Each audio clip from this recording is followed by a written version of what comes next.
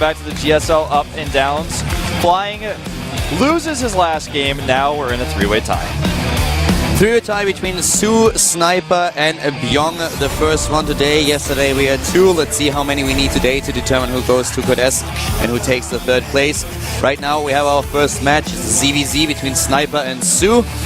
Yep, and to remind you guys how this works, the first player to lose twice is out and will take 3rd place. Yep. So we basically just keep doing this until somebody loses twice. Exactly. And one thing that we had earlier when we had this bit of a break, what actually happened is that apparently the CEO of GOMTV said that everyone, he would take out everyone at the studio for food. So after this we will all gather and then go to one of the restaurants around here and get food. That's except me, because I'm going to the airport to go to Hong Kong. Like, that's really terrible. Well, that's your loss. I guess so. I guess I get to go to Hong Kong though, so it's pretty alright. I'm gonna have the free food. It's gonna be fine. Yeah, I hope you enjoy it. Well, first of all, we have to finish the day, and this could actually last quite a bit, because right now we have only the first tiebreaker. We could end up in the 2nd, in the 3rd, in the 4th, we don't know. Yesterday it took us 2 tiebreakers to determine who would advance. Now we're going into the first game of tiebreaker number 1. It is a ZVZ. It is Su versus Sniper here at the GSL Up and Down Group E with Paul and Wolf.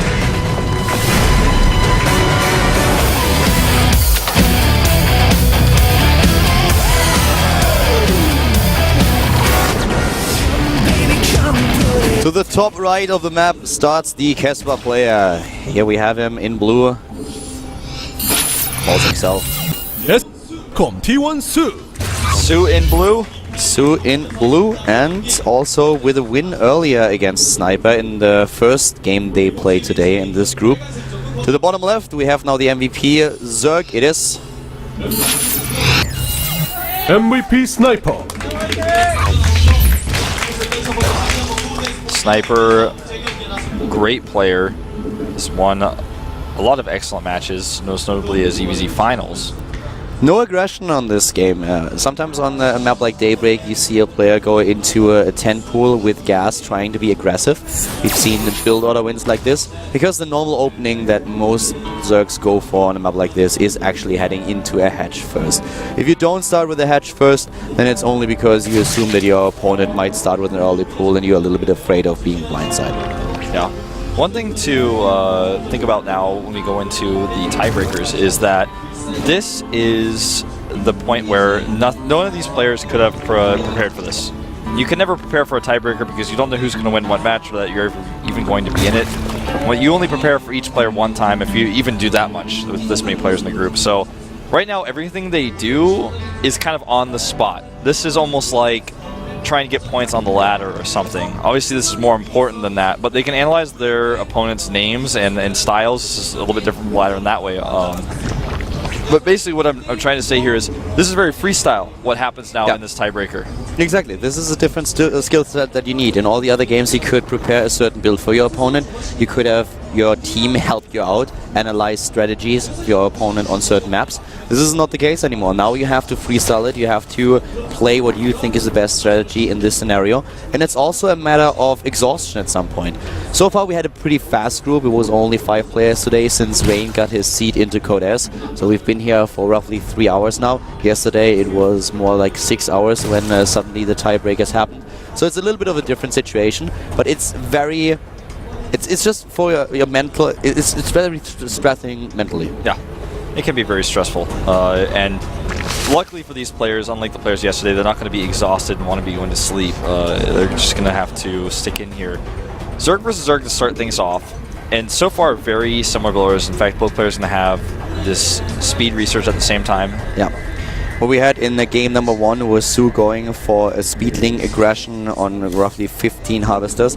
Not the case in this game. This time, both of them are aiming for a late game. Su is going into 3 queens, and the Sniper sticks with just 2. That's an interesting variation as well. Can help him a little bit against early aggression. You can block the ramp a bit better. He also has the Baneling Nest, but the same is true for Sniper. You have to go Baneling Nest here, unless you take a huge risk. You can, of course, aim to go into Roaches first, but it is rarely the case. Most players will decide to play the safe. Yeah, in fact, earlier we saw Sniper die to Sue because he skipped his Baneling Nest. Or he didn't skip it, but he made it so late that the attack still hurt him. Yeah, but with the timing, that he couldn't know. He would have had to scout it a little bit faster. He had no idea what was going on. He didn't really see it coming. So, Baneling Nest now for both players, and still a little bit of Zergling aggression coming out of Sue. He's the one who builds 10 additional Harvesters here and wants to go for aggression, whereas Sniper focuses more on his drone production. Yeah. Sniper... I don't know how much Sue's going to commit. We'll find out. He's gone up to 25 turns. I think he just is going to use this to try to scout with his speed. It's actually a little bit interesting that we don't see the Baneling Nest on the low ground for Sniper, which the Zerg will usually do, so especially on Daybreak, so that you can work with your wall a little bit better against your opponent's Banelings if he decides to attack. That's interesting. But only as a side note, here comes now the Evolution Chamber to complete this block that is not there because of the missing Baneling Nest. Exactly. Oh! The Queens are not ready. He gets one good Baneling hit, but the Scout still gets in. And that's all he's going to see. He's going to see the lair hasn't been started yet. Sees everything, sees the gas that has been mined. Still dodges those Banelings. Nice. One Baneling for Zergling. Very well done by Sue. And he still has those Zerglings in his opponent's base, which is very annoying and forces Sniper to build more and more units. Sue's Zergling control is so good. We saw him run circles around Sniper for so long last time they played against each other in this group. Still no lair for Sniper. It looks like he wants to hide it as long as possible. Sue, though, already on his lair tech coming through and is getting the additional gases. Yeah, a lot faster with his lair tech. This is something that Sniper hasn't done just yet. There it is, and he can't wait any longer. He shows it. And now Sue knows just how far behind not only the lair but also the gas is. He can see all of these things. His lings just will not die. I don't think I have seen a player as good as Sue is at keeping his lings alive in someone's base. And you can see, look at that! Well, now it's done. It's over now, but man, if you don't send it into two groups to intercept, he will just literally run in a circle until you do. Yeah, it's both of them are in general just playing a very even match now, though. They are very even in supply. The tech is very similar. So Sue is now the one who goes into the infestation pit first. And we will probably see the same for Sniper as soon as he completes his land tech, but he's a bit behind in the tech overall. To remind you once again how this up and down group or how this tiebreaker is going to be played. Usually if you only want to determine a winner, then you play until you have one player win 2 games. This is a little bit different.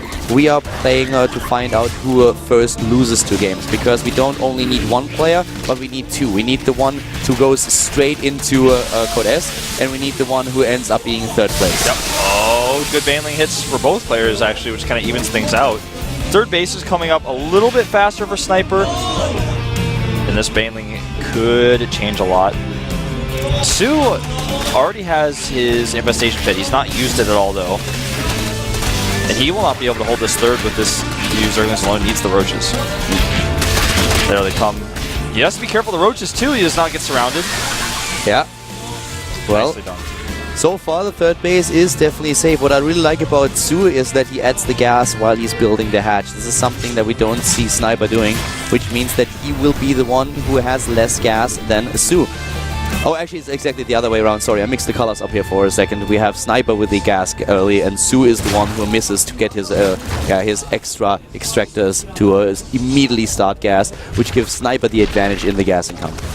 Yeah, and you know what's cool about the aggression that we saw from Sniper is he knows that he's potentially behind in tech, so he puts aggression on, and then because Sue has to focus so much on defending, he evens up the time for the Infestation Pit. The Pathogen Glands upgrade is only slightly ahead for Sue, but Sue has this Roach Force coming out. This is something Sniper will have to account for. Yep, he has the Roaches on his own now, guarding the 3rd base.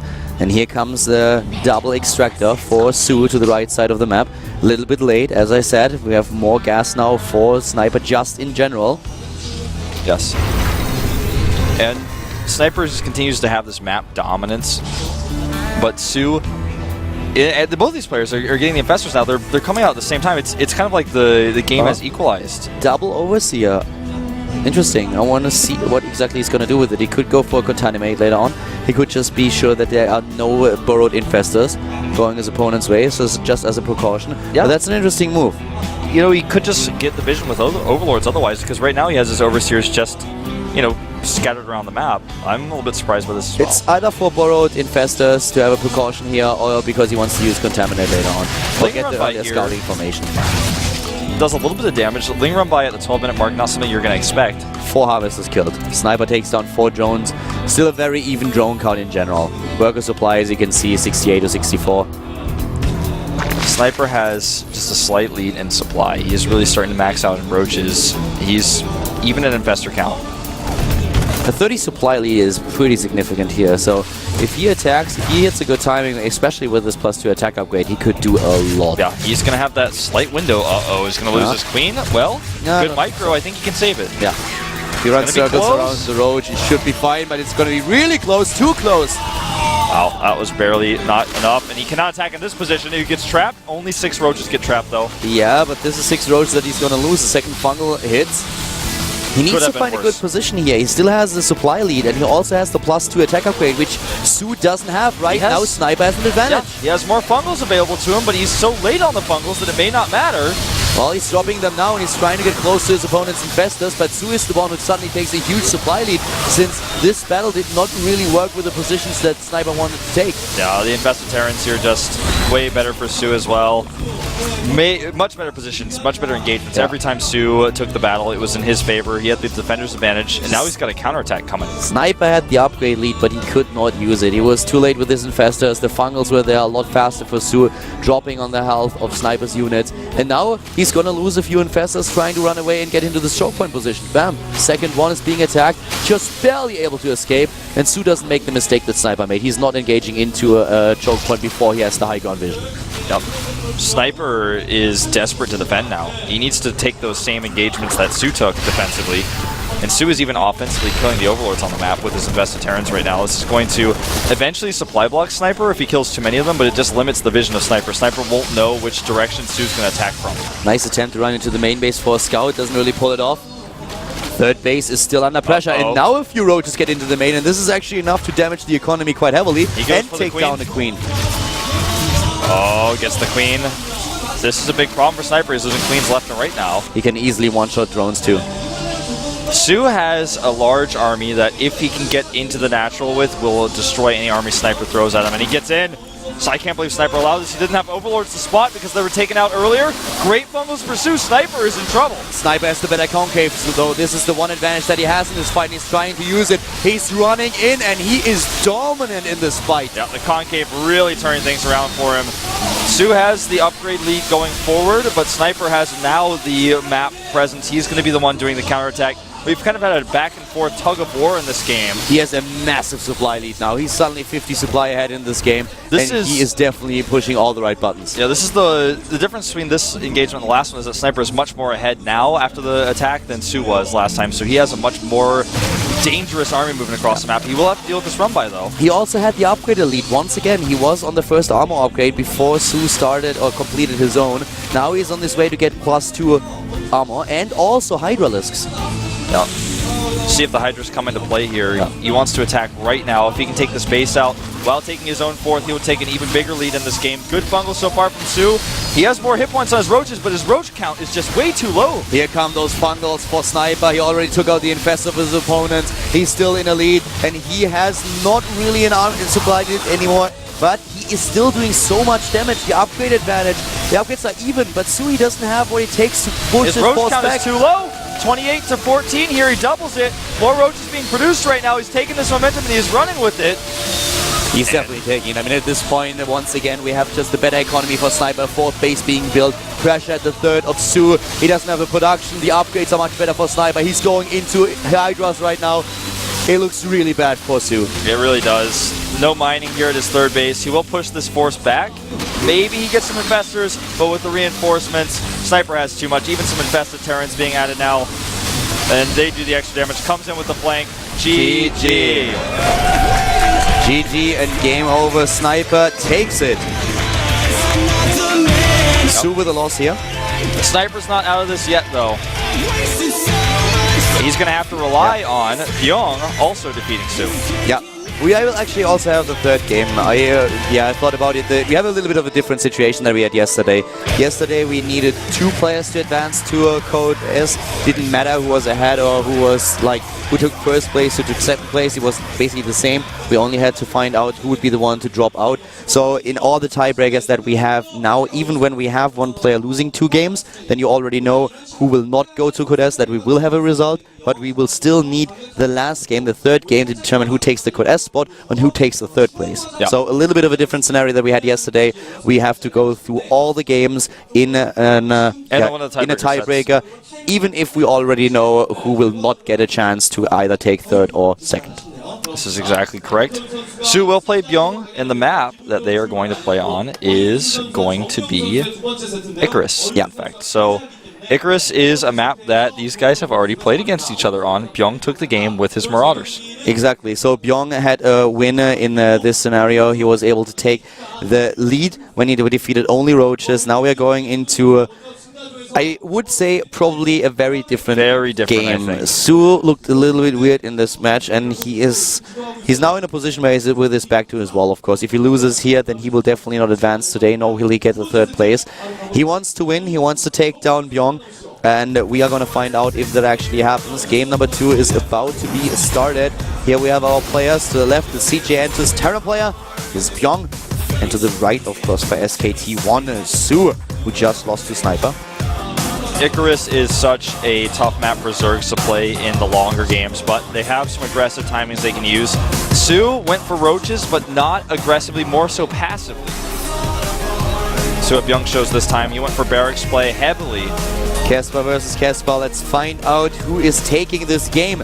If we will have Su with 2 losses, or if he can win against Byung. He lost on Icarus earlier against the same opponent. Can he win this time? That's what we're going to find out right now at the GSL Up and Downs, the Group E with Carl and Wolf, tiebreaker number 1.